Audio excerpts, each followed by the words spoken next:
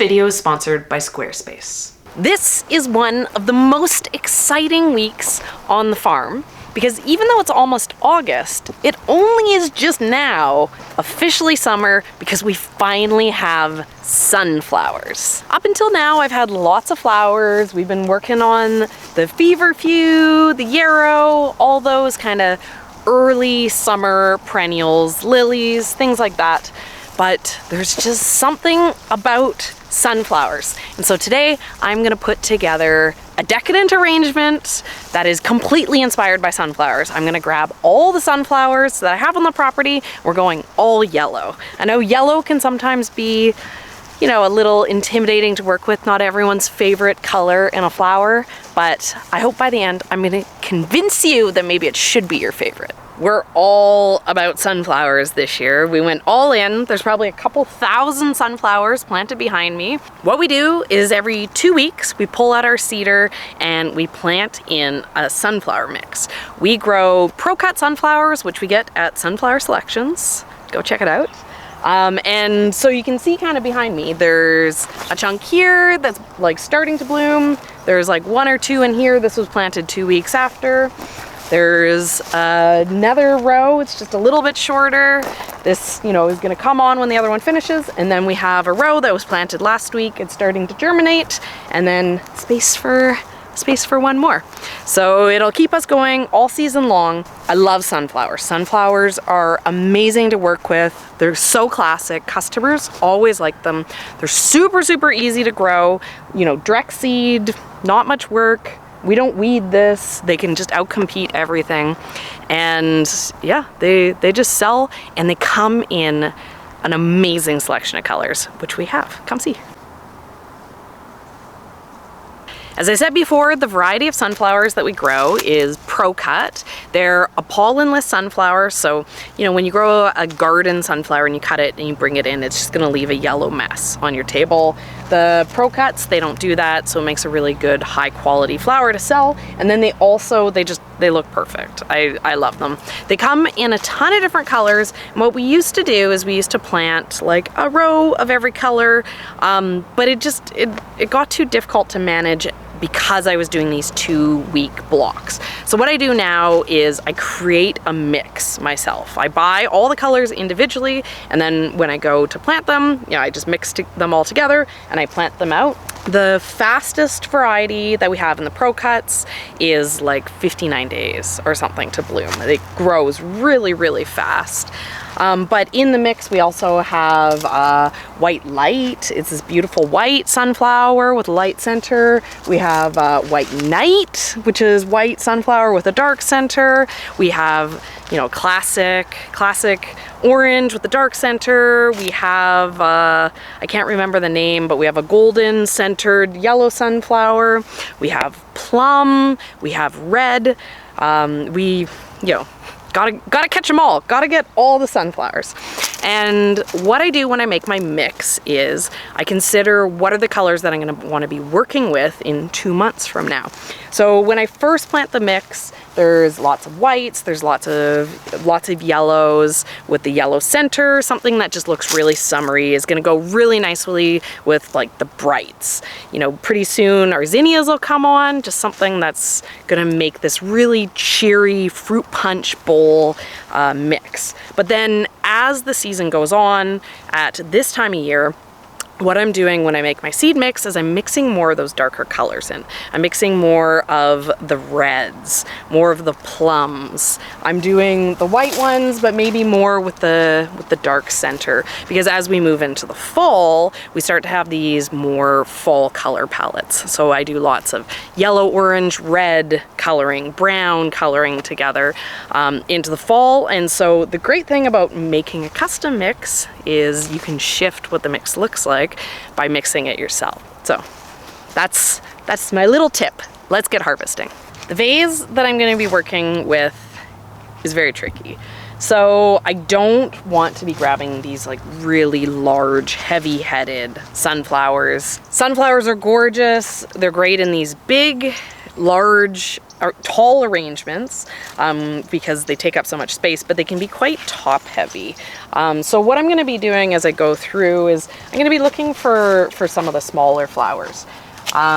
We usually get a mix. There'll be a spot where a lot of the sunflowers will germinate all together because they don't have as much space to grow in. It's gonna control the size of the head, keep it a little bit smaller. In a spot where, you know, maybe the other seeds didn't germinate, maybe some birds got in, they're gonna grow these larger heads, these larger flowers. So we're gonna cherry pick through.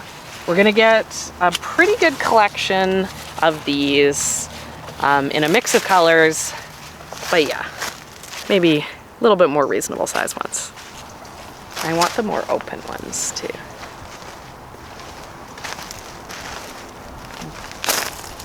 I think we need to go into the center row.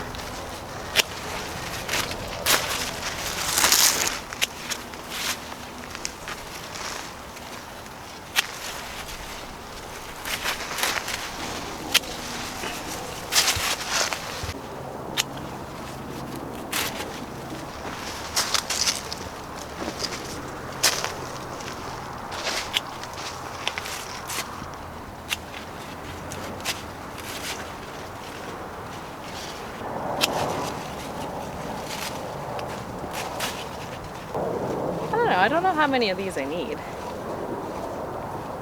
What do we got? That's 12. And are you going to use the dark red one?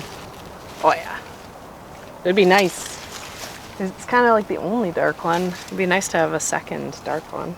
Okay, that's pretty good collection of focals. Let's go get it some friends. Careful for the hose there. One of my favorite flowers on the farm is Rebeca. It's fun because it comes in a whole range of colors. It can be a double, a single, you know, browns, reds. It's really versatile. The best variety for cut flowers that we found is Indian Summer. It's just very, very prolific and it hydrates really well. Sometimes the Rebeca just doesn't like getting harvested and then put into bouquets. But like this double, because this is for us, it doesn't have to last 10 days, it can only last 5. So I think that I'm gonna grab a bunch of these for the bouquet because they're my favorite.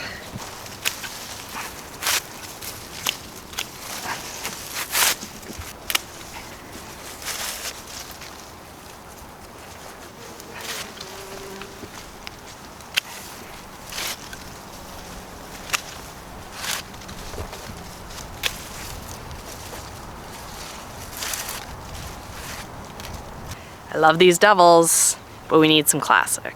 Some just singles too. Ooh, maybe a few more doubles. Right? Not gonna hurt.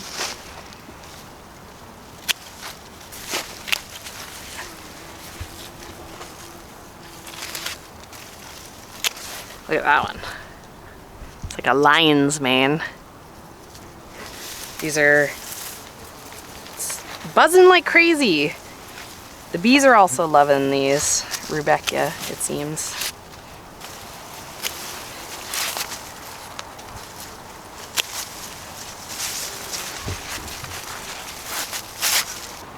How about that? Let's go throw these in water and pick some more. It's looking pretty good though.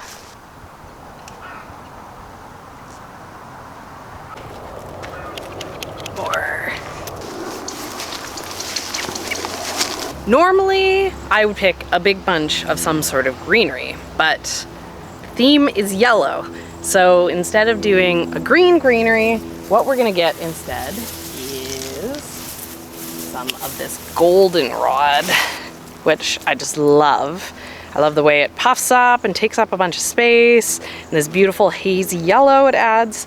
So I'm gonna get a bunch of these because I'm gonna kind of start with this as a base, and then I'm gonna fill in with all the focal flowers, which will be fine because I have a lot of this.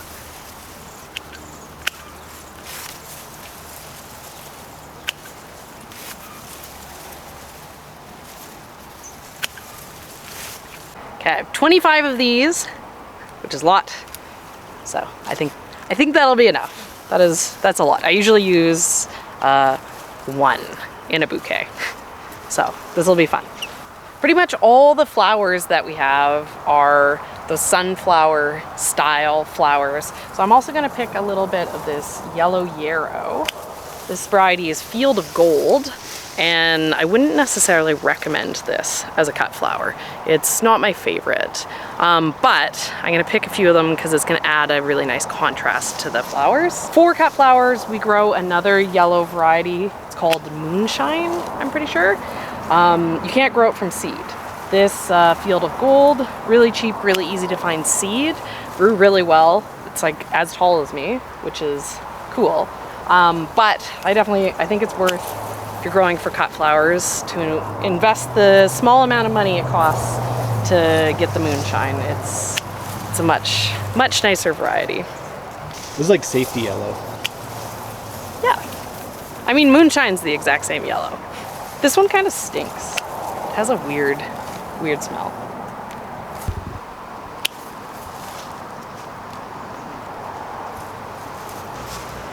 This is looking pretty good, but there's one really special thing. Saving the best for last. Let me show it to you.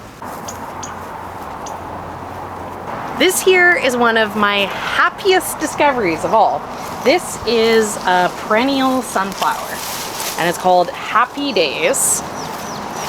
Well named, makes me happy. It's happy days when it's blooming. This comes back every year.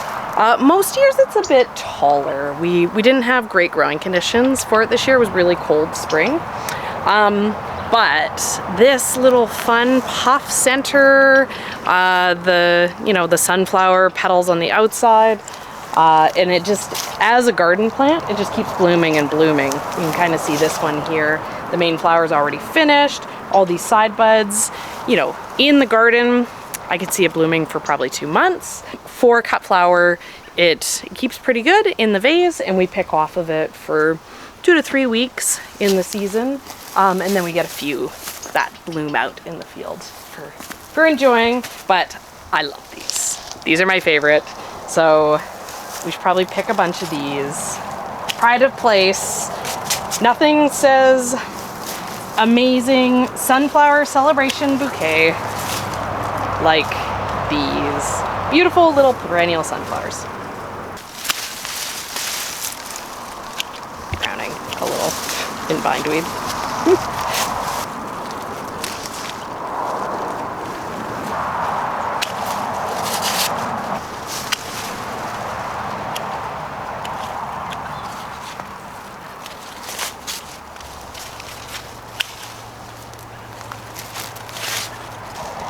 Okay, I think when we add this to what we already have, it's gonna be pretty amazing. It's so yellow. I'm really excited to see what I can do with it. Just a few flowers in here right now. Just a couple. I'm out of the bee zone, so I can take my sleeves off. Yes, as soon as we make these decadent arrangements, then it's gonna be on to bouquet making with all the flowers in here. This winter, I must have been feeling pretty cocky because I bought these vases, which Ian said when I pulled them out, look impossible to make arrangements in, which may be true. Especially because we're using the sunflowers, which are so top heavy. I don't know. I'm feeling confident. I feel like the stuff that I've made so far this year has been pretty good. It's been doing exactly the way I want it to. So I've made myself some chicken wire balls to hold everything in place, and I am not securing it because apparently in the summer I also feel cocky as well as in the winter. So what I'm gonna do is I'm gonna start with the goldenrod. So kind of the rule for arrangements, and this is part of the reason why I think that I can make this work, is you're supposed to make the height of what you're making, twice the height of your vessel. so because this is a pedestal vase, that doesn't mean that it should be like, you know, if this is 2 times the entire thing, it doesn't mean the arrangement should be that big, right? Like it's kind of like this is the actual vase, right? So I can get away with working with stuff that's only like this, and that's like twice the height. So when I do that, you know, everything is going to be a lot less heavy. It's not going to be laying out an insane amount in theory. So we'll see how this will work. Okay, looking for some lighter ones to put around the edges. We're gonna make something that's quite open. I might actually need more table space. How large I'm kind of thinking of making these. So because my chicken wire isn't secured, I'm gonna kind of want to keep the weight balanced. If the weight starts to get too heavy on one side, it'll drag the entire arrangement out. That's like why florists like tape these down so they don't go anywhere. But I don't own any tape that would work for that. So we just fake it around here. Not a florist. I don't know, I feel that's maybe a bit too high. Right? The other thing about these is I don't want these necessarily higher than the sunflowers. And because like I was saying, everything's fairly heavy, I'm gonna need to be aware of the fact I can only have stuff so tall with working with this. Okay, I picked enough to make 2, but I'm only gonna make 1. And then I'll make the second one after. You got some nice pink and white stuff over here. Sure you want to just use yellow? Yes, I am very confident this is a yellow arrangement. Okay, I'm pretty happy with that. It's gonna look good. These Rebeca, like they're large and they're decadent flowers, but they are very top heavy, unlike the sunflowers. So these are gonna be great to go around the edge. They're not really gonna, I mean, anything is gonna pull this apart, but I can put these in to start like stabilizing this arrangement a little bit and to fill in the holes in between these golden rods that I have. Look, nice little one. Can sit up a little, add some height. Yeah, so I'm gonna put a bunch of these in to kind of start making sure we can't see any chicken wire. The more weight I add into this, the more it's gonna kind of stay in place. So I start adding in some of these doubles. They have a little bit more weight. You know, I'm gonna also try to get the stuff that's a little bit heavier, a little bit more up on the top. I think now would be a perfect time to put in these yarrows. All right, because what I'm gonna do with these is I'm gonna have them sitting down a little bit lower also. I don't want them like way up because they'll look like discs. I want them kind of to sit below the flowers so that they also visually kind of fill in those empty spots. You know, normally I want to have a stupid amount of flowers. I want it just to be like flowers, flowers, flowers. But I think with this one, I might try to have it like be a little bit more open, a little bit more airy, just because with it being all the one color, I don't necessarily think it needs quite as much density in the flowers. Yeah, look at that. Liking that. That's before we're even getting in the pride of show, all the sunflowers. Okay, so I got all the yarrow, all the singles of the Rebeca, all the solidago. Now I'm gonna fill in more again with these double Rebecas. I want lots, because it's me, but I do also want to leave space for putting in the sunflowers at the end. So even though my natural inclination is at this point to cram so many flowers in that no more flowers will possibly fit, I'm going to do my best to restrain myself and just only fill in a little bit of these gaps. It's just so fun to use all the flowers. It's like the best rule breaking ever. Who said? Who was the silly person who said you should have space in an arrangement? I'm gonna stop there for Rebeca. Let's give it a spin. Oh, it looks good already. What do you think, Ian? Still think it should not be only yellow? Or is the yellow growing on you? Well, I like the yellow. I was thinking that it was going to fall out because it's so shallow and round on the bottom, but you've done well so far. I am cocky, but maybe for a reason. Maybe it's not cockiness. Maybe just all these years of putting these flowers together, I've picked up some skill along the way. Okay, I don't know. Oh, I love these. These are my favorite. So maybe I want these to be a little bit taller than everything else. Maybe I'm gonna do these last. They're also a lot lighter. This is the part that I've been nervous about from the beginning. The getting these sunflowers to go in and to not tip the entire arrangement. Sunflowers too, it's like they point up to the side. Yeah, I know. I want to leave some leaves on them because there is no greenery on this. So the sunflower leaves are kind of like the greenery, but I don't know. That's like pretty stable.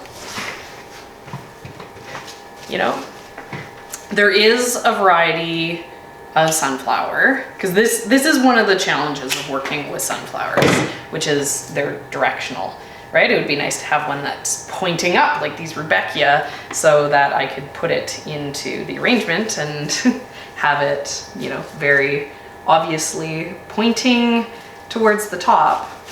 But there's a variety called, I'm pretty sure it's called Horizon, and it's been bred to be more upright. So if you're challenged working with them, there definitely is varieties that you can find. But this one's this one's fairly upright. You know, the other thing too is, so it's directional. I'm gonna put it into the arrangement on the sides, and I'm gonna have it like facing up. So, you know, it's still, you can work with them even when they kind of have, yeah, look at that. I'm very happy. These are actually going in really nicely. I was nervous about this part, but my trick worked.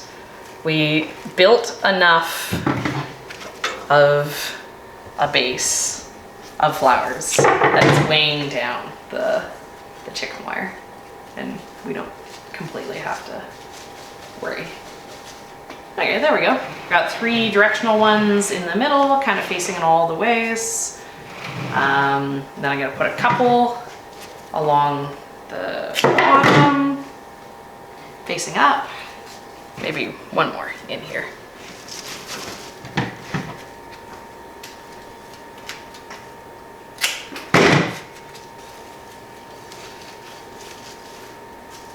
Oh yeah, I like that. I like the way the little bit of greenery is still on the sunflower. Just adds a little bit of a punch of green to it. Okay, finishing touches. Putting in these. These are gonna work really good because these are more upright for filling in, you know, when I put these sunflowers in facing out. they kind of created like an empty spot at the very top of the arrangement here. So these are gonna work perfect to kind of back the sunflowers. Like how I'm putting them in is, so the sunflower is facing like that in the arrangement, and then I'm putting this here, and then when you look from the top, it still looks really attractive. Okay, yeah, look at that. Love it.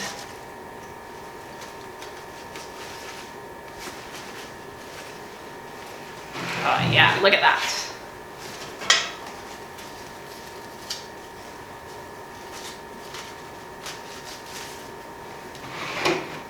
Just a couple gaps here to fill in. I've been working on this side, so it's kind of dragged. You can kind of see everything is kind of like lifted a bit here because of what I was saying about it not being taped. But when we put them in, it'll pull it back down and it'll be a little bit more balanced again.